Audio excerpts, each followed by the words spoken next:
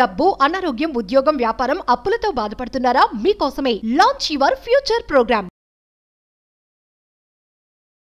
నమస్తే రమ్మగారు. నమస్తే జయ. ఒక చందమామ కథ చెప్తారా? ఇద్దరు తండ్రుల కొడుకు చెప్తాం.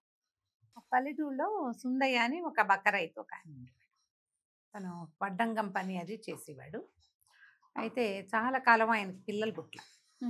ఏదో చిన్నగా ఆ పూజలు ఈ పూజలు చేసుకునేవాడు, కానీ సంతానం అయితే లేదు. అయితే ఏమైంది, భార్య తను ఉండేవాళ్ళు చిన్న ఇల్లు వాకిలి వాళ్ళకి. ఆ ఊళ్ళో ఈ మన నదిలో ఒక శివలింగం బయటపడింది. బయటపడేసరికల్లా ఇక్కడి నుంచో వానలకి కొట్టుకొచ్చి ఉంటుంది, ఏ దేవాలయంలో నుంచి వచ్చేసిందో.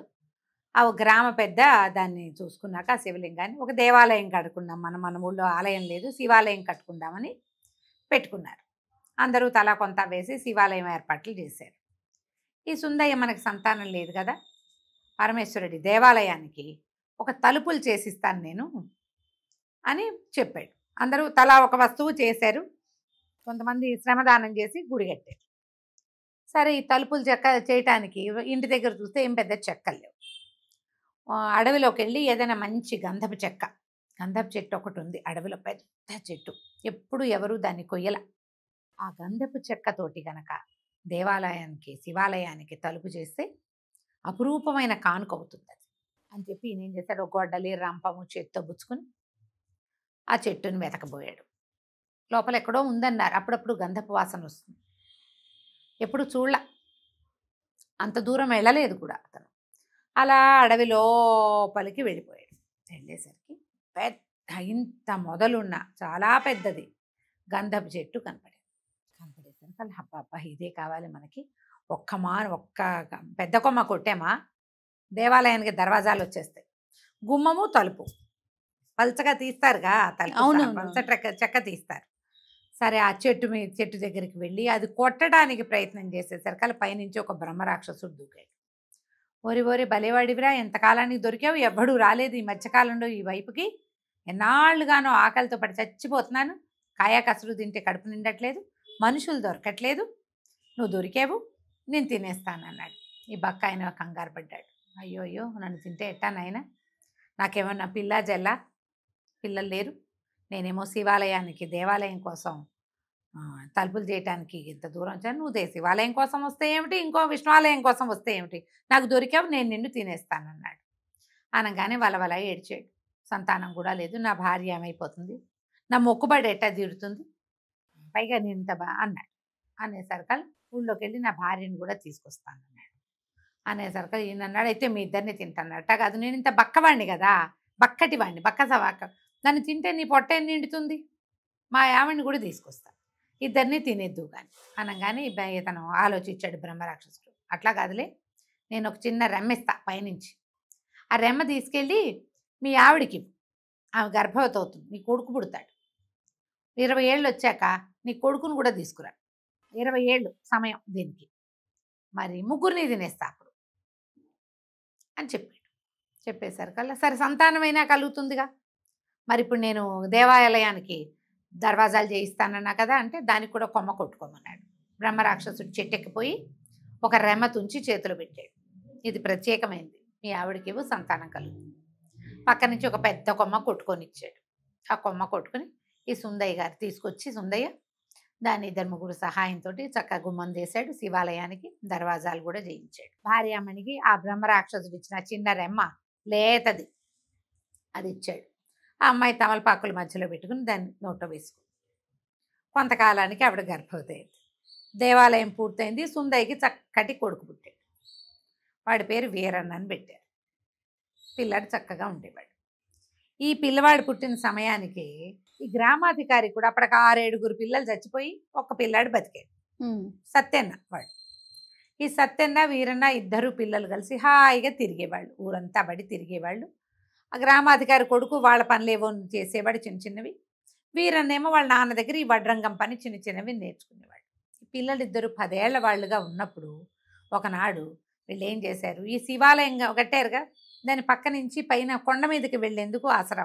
ఆ కొండ మీదకి వెళ్ళాక అక్కడ ఒక అగాధం ఉంది. అప్పుడప్పుడు పిల్లలు వెళ్ళటం కద్దే, కాస్త జాగ్రత్తగా ఉండేవాళ్ళు. ఎప్పుడైనా ఒక గొడ్డు గోద అందులో పడిపోయేవి. ఈ పిల్లలిద్దరూ వెళ్ళి ఒకసారి పరుగుల ఆటలో ఒకళ్ళనొకళ్ళు తోసుకొని ఆ సెత్తన్న ఆ అగాధంలో పడిపోయాడు. వీరన్న ఒక్కడే కొండ దిగి వచ్చాడు, ఏడ్చుకుంటూ వచ్చాడు. వచ్చి సత్యన్న పడిపోయాడు అంటే అందరూ లబోదిబోమన్నారు. గ్రామాధికారి ఒక ఏడుపు కాదు, ఒక లోకం కాదు.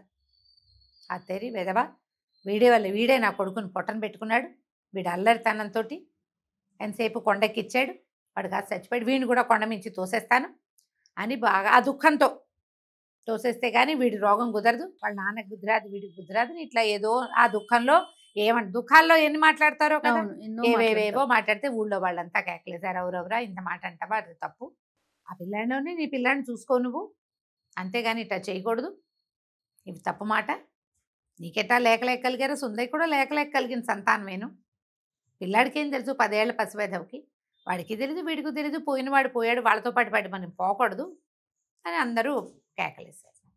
2-3 రోజుల తర్వాత ఆయనకి సర్దుకున్నాడు. కానీ వీరన్నంటే అమిత ముద్దు ఆయనకి, వాడు బాగుంటాడు, సుందయ్య కొడుకు చక్కటివాడు. సత్యన్న కొంచెం సొంత పిల్లాడు కాబట్టి సామాన్యమైన పిల్లాడు. ఈ ముద్దుగా ఉండే పిల్లాడిని ఆయన బాగా పిలిచేవాడు మొదటి నుంచి. వాడు 1-2 ఏళ్ల పిల్లాడప్పటి నుంచి వీళ్ళ ఇంట్లోనే తిరుగుతున్నాడు. తన కొడుకుతో పాటే వాడికి తిండి తిప్పలు పండక్కి కొచ్చొక్కాలు కూడా కొన్నాడు. ఆ పిల్లాడు కనపడిపోయేసరికి బాధ వచ్చేది. తన కొడుకు కనపట్ల, వాడు రావటం. దాంతో ఒకరోజు సభ తీర్చి ఏమన్నాడు, నా కొడుకు చనిపోయాడు, సుందయ్య కొడుకేమో సుందయ్య ఇంట్లో ఉన్నాడు, వీడే వాడిని తీసుకెళ్ళాడు కాబట్టి ఇక నుంచి ఒక తీర్పు, ఈ వీరన్న 6 నెలలు సుందయ్య కొడుకుగా వాళ్ళ ఇంట్లో ఉంటాడు, 6 నెలలు మా ఇంట్లో ఉండాలి అని గట్టిగా ఒక తీర్పులాగా చెప్పాడు. వాళ్ళు కూడా సుందయ్య వాళ్ళు ఊళ్ళో వాళ్ళంతా ఏమన్నారు, పిల్లాన్ని పోగొట్టుకున్నాడు, ఇప్పటికి 6 పిల్లలు పోయారు, కలిగిన 10 ఏళ్ల పిల్లాడు పోయాడు, ఇంకా మళ్ళీ సంతానం కలిగే వయసు కాదు, ఆయన పెద్దవాడు, ఆయన కోరిక తీర్చు, ఏముంది పిల్లాడు ఏముంది, ఊళ్ళోనే ఉంటాడు, వాళ్ళ ఇంట్లో పడుకుంటాడు అంతేగా, ఇదివరకు ఎన్నిసార్లు వాళ్ళ ఇంట్లో తిని వాళ్ళ ఇంట్లో పడుకోవాలా అని అందరూ సుందయ్యని వాళ్ళ భార్యని ఒప్పించారు. బాగానే ఉందిగా. ఆ వీరన్న 6 నెలలు తన అమ్మా నాన్న దగ్గర ఉండేవాడు, 6 నెలలు గ్రామాధికారి ఇంట్లో ఉండేవాడు. అయ్యింది ఇట్లా 18వ ఏడు వచ్చింది. ఆ ఊళ్ళల్లో 17-18కే మగ పిల్లలకి పెళ్ళిళ్ళు చేసేవాడు. మనకి ఇతని గుర్తుంది, సుందయ్యకి 20 ఏళ్ళకి వెళ్ళి చందన వృక్షంలో ఉన్నటువంటి బ్రహ్మరాక్షసుడి దగ్గరికి వెళ్ళాలి. ఎలా వెళ్తామో సరే, 18వ ఏడు వచ్చింది, పిల్లాడి పెళ్లి చేయి అన్నారు. వాళ్ళ ఇంట్లో వాళ్ళ మేనమావ కూతురు ఒకటి ఉంది, మేనత్త కూతురు, ఆ పిల్లనిచ్చి సుందయ్య వీరన్నకి పెళ్లి చేశాడు. 6 నెలలు చక్కగా పెళ్ళంతో కాపురం చేశాడు వీడు. 6 నెలలు అవ్వగానే పెద్దింటికి వెళ్ళిపోవద్దు, వాడు అక్కడికి వెళ్ళిపోగానే వాళ్ళే పెళ్లి చేశారు, మేం చేయకపోతే ఎట్లా అని గ్రామాధికారి కూడా వాళ్ళ చుట్టాల అమ్మాయిల్లో ఒక చక్కటి పిల్లని తెచ్చి వీరన్నకి ఇచ్చి పెళ్లి చేశాడు. వాడి పని బాగుంది. అక్కడ భార్య హాయిగా 6 నెలలు అక్కడ ఉన్నాడు ఆ భార్యతో. కోడళ్ళు మాత్రం ఎవరి కోడళ్ళు వాళ్ళ ఇంట్లోనే ఉండేవాళ్ళు, కొడుకు మాత్రం ఆ ఇంటికి ఈ ఇంటికి తిరిగాడు 1 ఏడాది పాటు. అయిందా? ఈ లోపల ఏమైంది, ఈ సుందయ్య గారి కోడలు గర్భవతి కూడా అయింది. సరే, ఇంకా ఆ గర్భవతి అయింది, పిల్లకి పెద్ద నెలలు వచ్చాయి. ఇంతలో 20 ఏళ్ళు గడిచినాయి. 20 ఏళ్ళు అవ్వగానే సుందయ్య అన్నాడు, అబ్బాయి మనం బ్రహ్మరాక్షసుడి దగ్గరికి వెళ్ళాలిరా అని చెప్పాడు. సరే, వాళ్ళు నడుచుకుంటూ పోయారు. ఎవరెవరు, అమ్మ నాన్న, సుందయ్య భార్య, వీరన్న పెళ్ళాము, ఆ కడుపుతో ఉన్న పిల్ల అనమాట. 4 వెళ్ళారు. వెళ్ళిన తర్వాత అక్కడికి వెళ్ళంగానే 4 మనుషులు కనపడుతున్నారు, పిల్ల కడుపుతో కూడా ఉంది. బ్రహ్మరాక్షసుడి పైనుంచి వచ్చాడు. ఓరి నేను భలే నిజాయితీపరుడివిరా నాయన సుందయ్య, చాలా నిజాయితీపరుడివి, ఇంత నిజాయితీపరుడైన వాడిని తింటే గానీ నాకు నా సంతోషం తీరదు, ఊరిని కాబట్టి మీ 4 తినేస్తాను అన్నాడు. అనగానే కాదు రమ్మగారు, నిజాయితీ పరుల్ని పోనీలంచి వదిలేయటం కదా, తినేస్తే బలం వస్తుంది. అదే అయితే ఏమన్నాడు ఈయన సుందయ్య, అటాగే బాబు దానికేముంది, నన్ను మా ఆవిడ్ని తినండి, ఈ పిల్లాడు ఉన్నాడే నా కొడుకు, వీడు కొద్ది క్షణాల క్రితమే గ్రామాధికారి కొడుకు అయిపోయాడు, నా కొడుకు కాదు వీడు అన్నాడు. అనేసరికి అదేమిట్రా అన్నాడు. అది కాదండి, ఇదిగోండి సంగతి, ఈ సంగతి ఏమిటి, గ్రామాధికారి కొడుకుగా ఉన్నాడు, 6 నెలలు గడిచిపోయినాయి, ఇవాళ పొద్దున ఉదయం 10 గంటల నుంచి వీడు గ్రామాధికారి కొడుకు, ఇప్పుడే 10 అయింది, అంటే వీడు గ్రామాధికారి కొడుకు అయిపోయాడు. ఇప్పుడు మా అబ్బాయి కాదు, నేను మీకు అప్పచెప్పలేను, గ్రామాధికారి ఒప్పుకోవాలి దానికి అనేసరికి సరే వీడిని వదిలే, మీ 3 తింటాను అన్నాడు.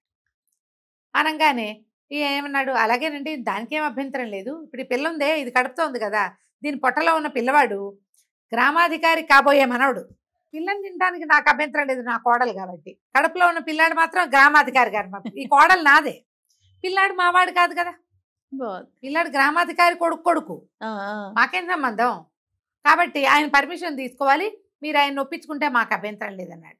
చీ అన్నాడు బ్రహ్మరాక్షసుడు, మిమ్మల్ని ఇద్దరినే తింటా అన్నాడు. ఇటు చూస్తే 20 ఏళ్ల నాడే బక్కడొక్కుగా ఉన్నటువంటి సుందయ్య అతని భార్య ఇప్పుడు వృద్ధాప్యం వచ్చి ఎండిపోయా ఇంకా ఏమీ లేదు, గుప్పెడు కండ లేదు.